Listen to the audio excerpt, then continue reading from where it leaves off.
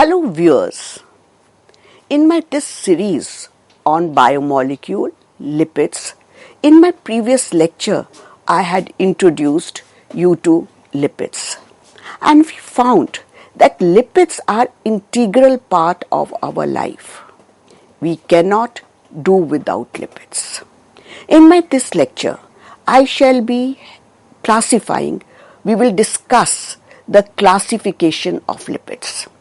And we find that lipids can be classified into two main classes. One is non-saponifiable lipids and the other is saponifiable lipids. What is a non-saponifiable lipid? It is a lipid which cannot be disintegrated into smaller molecules through hydrolysis, and these include cholesterol and prostaglandins. So what I want to tell you here is that if we bring about basic or acidic hydrolysis of cholesterol, it cannot be broken down. That is, we cannot break it down into smaller parts. Whereas when we talk of a saponifiable lipid, we find that saponifiable lipid comprises of one or more ester groups. So when it has one or more ester groups, it can undergo hydrolysis in presence of a base or an acid or an enzyme, and these saponifiable lipids will include waxes, triglycerides, sphingolipids and phospholipids.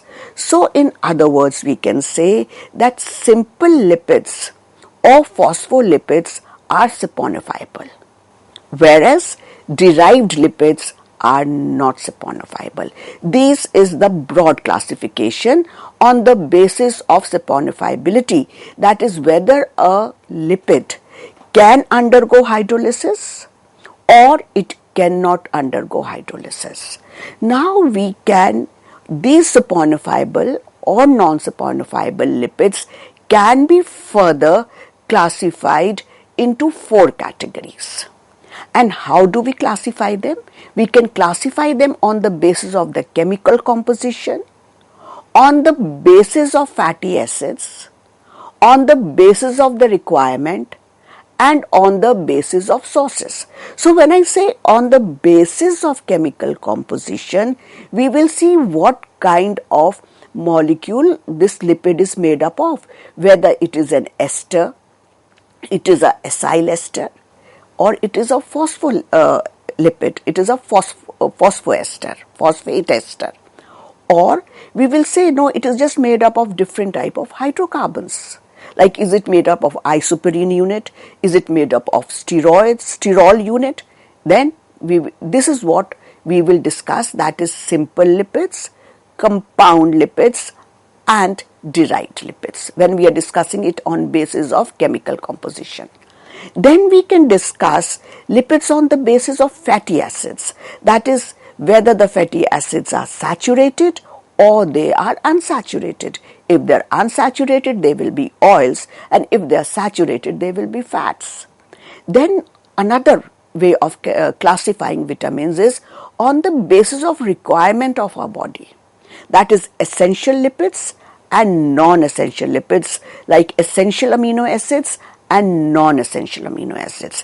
That is, essential amino acids are the ones which have to be provided in diet because essential lipids are the ones which have to be provided in the diet because our body cannot synthesize them, whereas non-essentials are the ones which can be synthesized on our body. Then we can classify lipids on the basis of sources, whether we are obtaining them from animals or we are obtaining them from plants. So now let us today start with the classification of lipids on the basis of chemical composition. So we see on the basis of chemical composition, lipids can be divided into three main groups. That is, they are simple lipids, compound lipids and derived lipids.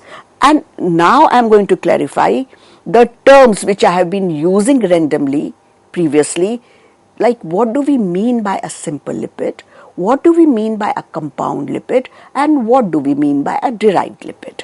So when we talk of simple lipids are esters of fatty acids.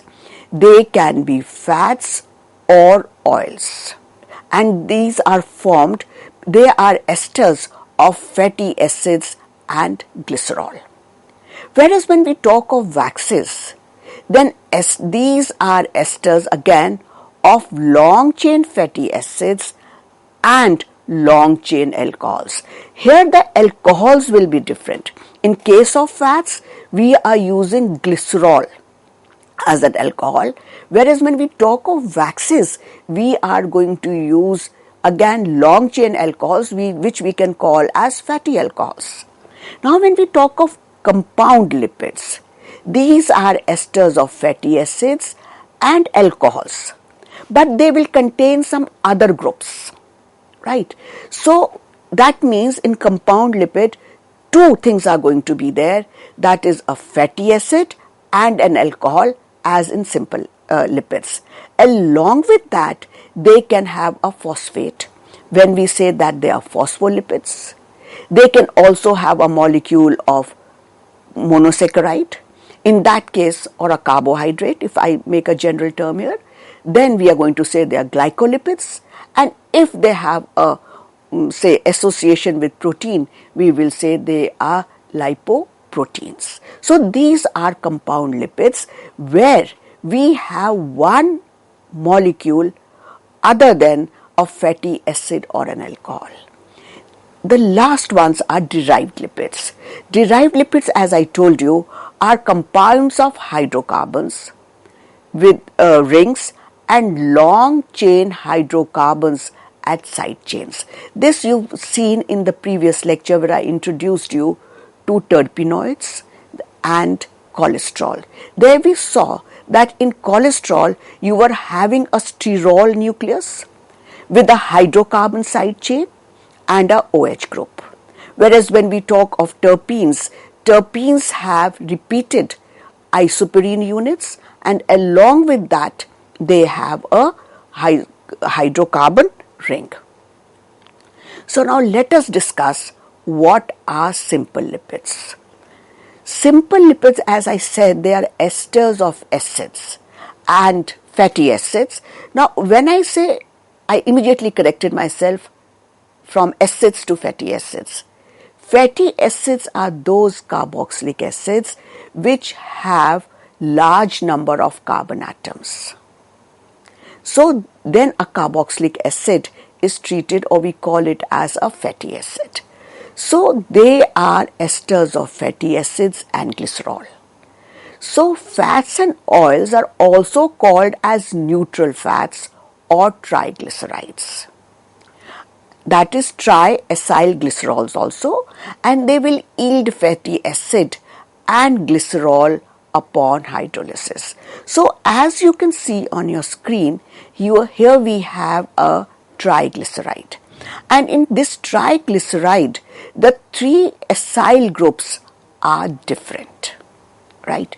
And this on hydrolysis, we can carry out acidic hydrolysis or we can carry out basic hydrolysis, will give us the components from which this fat or oil is made, and they will give us a glycerol and they will give us a mixture of fatty acids if these three acyl groups here are different. And we said this is a neutral fat or lipid. Why is it a neutral lipid? Because the OH group of the alcohol and the carboxylic group, the carbonyl group, the group is involved in formation of an ester bond. So here we do not have any acidic hydrogen available. That acidic hydrogen is used in making this ester linkage. So these fats and oils are neutral lipids. So when we talk of a structure of a triglyceride, this is a general term that we can use, and these triglycerides can be both fats and oils. And then they are called as triacyl glycerols because they are esters composed of three molecules of fatty acids joined to a glycerol. So here you can see on your screens again a glycerol backbone, and this glycerol is now attached to 3 molecules of fatty acids, and this is your triglyceride. And this triglyceride on hydrolysis will of course give us the carboxylic acids from which it was made and glycerol.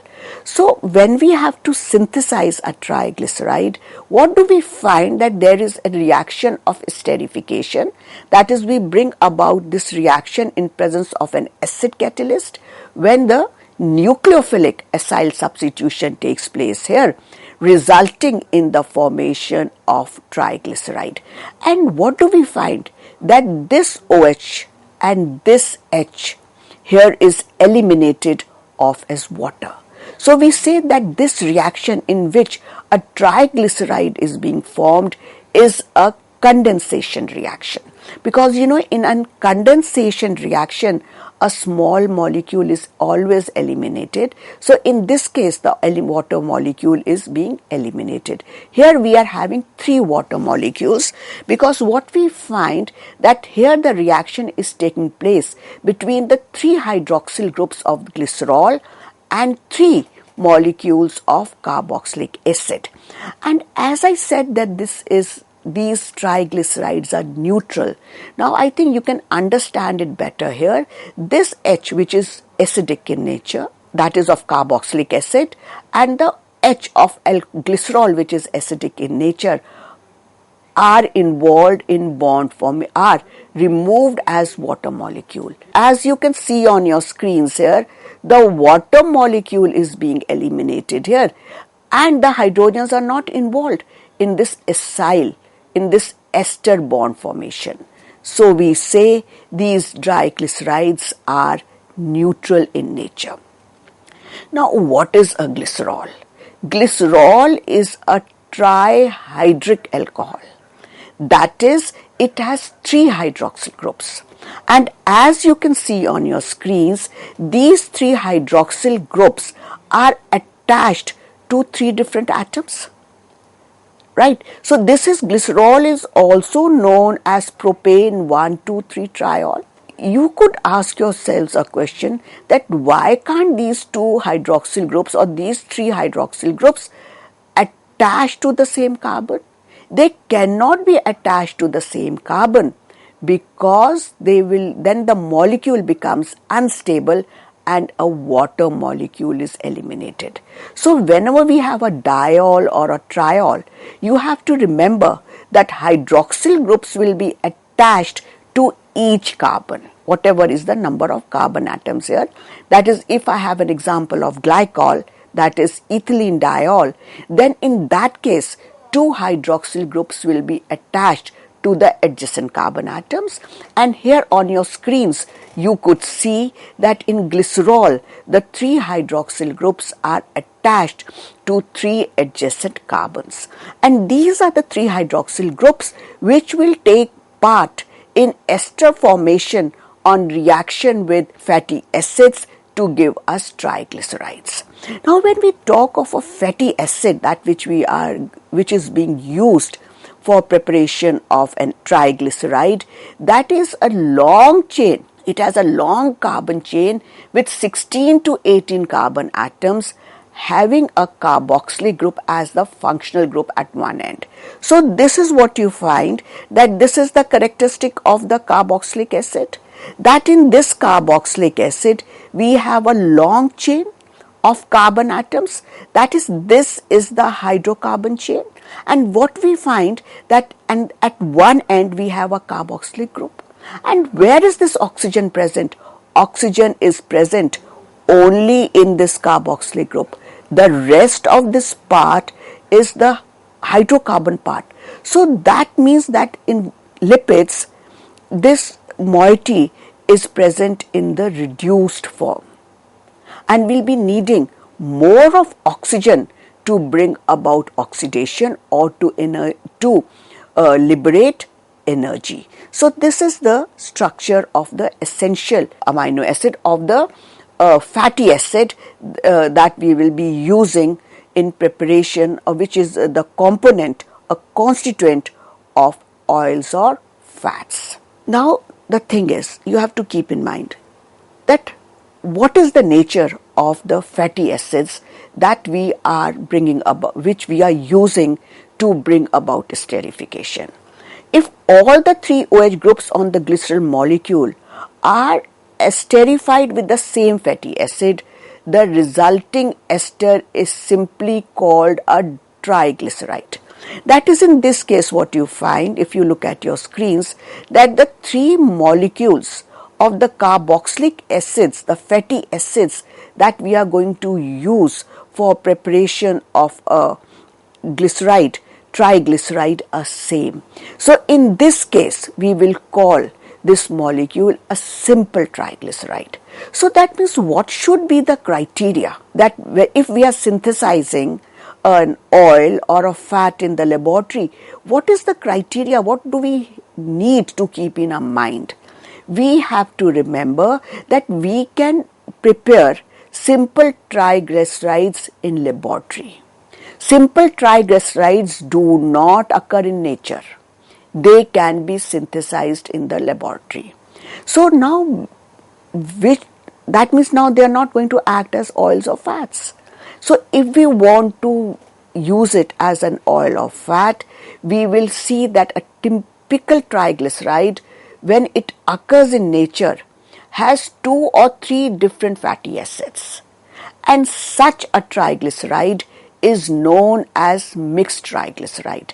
And these triglycerides which are occurring in nature, in which the fatty acid constituents are different, are known as mixed triglycerides, and they are the ones which occur in naturally occurring fats and oils.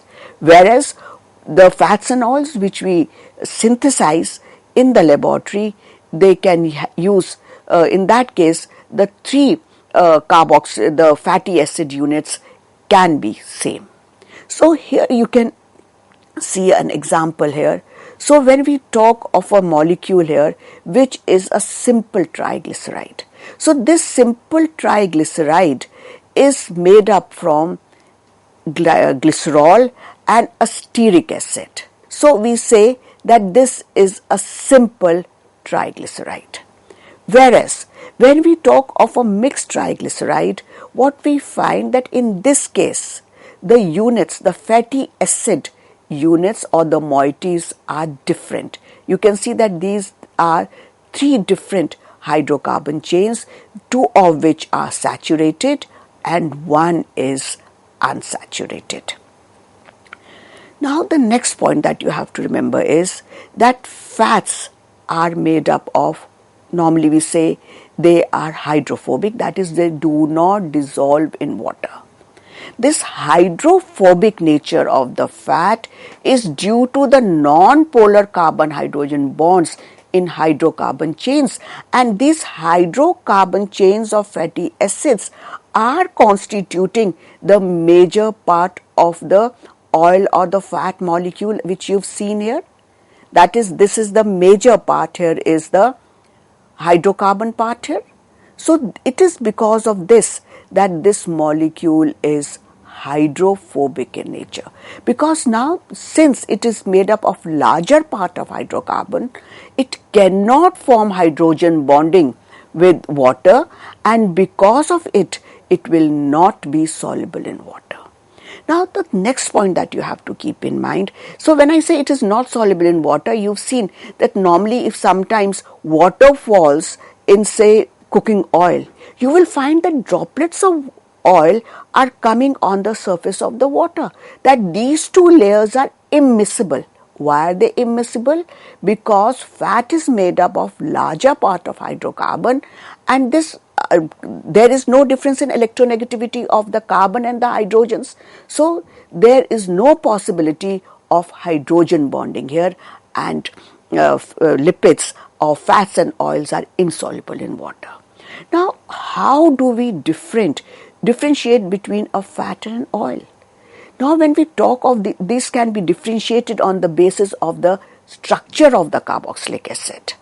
That is, when we talk of a of the fatty acid, the fatty acid may be saturated or unsaturated. If the fatty acid is saturated, what do we mean by that? That there will be no carbon-carbon double bond in the hydrocarbon portion of the fatty acid. That means that all the carbon-carbon bonds will be single bonds. There will be no carbon-carbon double bonds. So as you can see on your screens here now, I've shown you the structure of stearic acid here. So what do you find? That the carbon backbone of the carbon chain which makes the backbone of the fatty acid is made up of carbon-carbon single bonds. And on the other hand, we can also have an unsaturated fatty acid. And in unsaturated fatty acids, we can have carbon-carbon double bonds. So, and these unsaturated fatty acids can also be monounsaturated, di-unsaturated, or polyunsaturated. So when we say a monounsaturated fatty acid, what do we mean there? We mean that that molecule, that particular fatty acid, will have one carbon-carbon double bond in it. When we talk of a di-unsaturated fatty acid, it will have two carbon-carbon double bonds in it. And if we are considering a polyunsaturated fatty acid, it will have more than two double bonds in it. So here you can see on your screens example of linolenic acid.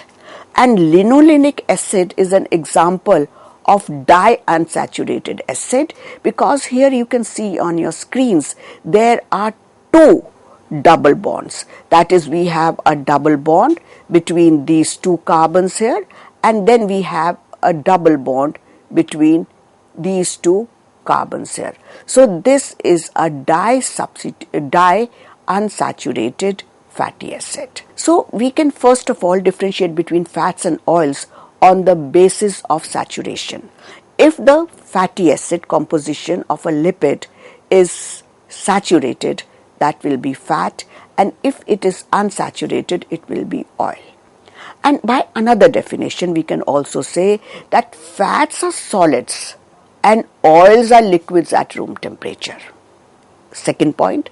And the third point that you have to remember is that butter and ghee are animal fats, rich in saturated fatty acids, whereas plant oils have more of unsaturated fatty acids. Like we talk of olive oil, we talk of sunflower oil, we talk of groundnut oil. All these are unsaturated fatty. They are made up of unsaturated fatty acids. Whereas when we talk of butter and ghee or margarine, we say it is made up of saturated fatty acids. So here I have again done a comparison of unsaturated acids. So here you can find that this of the unsaturated and saturated acids, this is an example. Stearic acid is an example of saturated fatty acid where there is no double bond between carbon atoms, whereas linoleic acid is an example of unsaturated fatty acids where there are two double bonds in the fatty acid. So we can say that there's a person is a novice. He doesn't know the chemical difference between the fatty acid and between an oil and a fat. So how can a person differentiate? He can differentiate on the basis of physical states at room temperature. We call a lipid a fat if it is solid at room temperature. So if your particular lipid is a solid, we say it is a fat, and if it is oil at room temperature, if it is liquid at room temperature, we say that it is a oil. So with this, I've introduced you to fats and oils. I'll be talking which are examples of glycerides, that is, which are example of triacyl glycerides. But we have to discuss in great details the chemical properties of fats and oils also, which I cannot or which I would not like to discuss at this time. This we will be treating as a separate unit when we discuss fats and oils in great details. Now the second type of simple lipids. So you have to remember, fats and oils are examples of simple lipids. Why are they examples of simple lipids?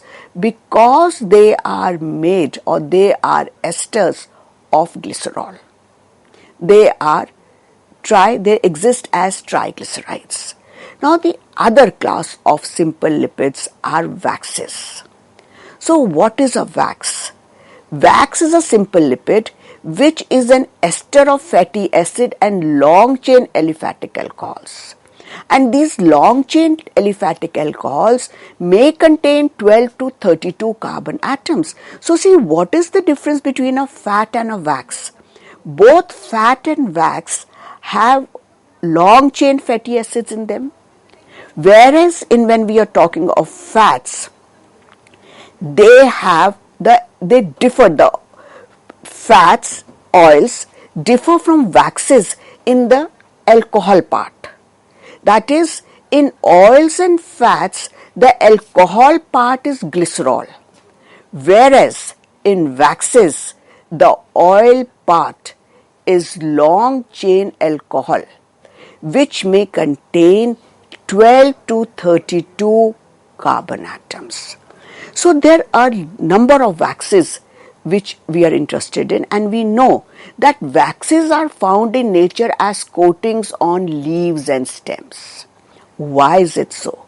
You've seen that you see a rubber plant in your garden and you find that it has a very shiny layer on it. Why is it so? Because it has wax on it.